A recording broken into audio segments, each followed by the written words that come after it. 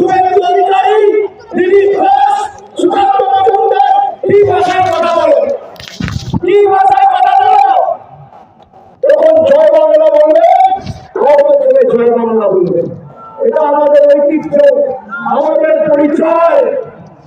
এই বাংলার মাটিতে দেশের রাষ্ট্রপতি এসে জয় বাংলা বলে গেছে, অমিত শাহ কোন ছাড়। আমাদের শিখতে হবে। আপনার কাছে হিন্দুত্ব, যারা এখানে দাঁড়িয়ে আছে, কজন হিন্দু কজন মুসলমান?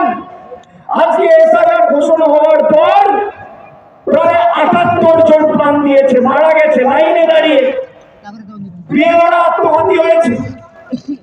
এখানে আমাদের ৪ জন পরিবারের প্রতিনিধিরা এসেছে, দেখো তো ওরা লাইনে দাঁড়িয়ে বিয়েরা কাজের প্রেসারে সুইসাইড করেছে, আত্মঘাতী হয়েছে।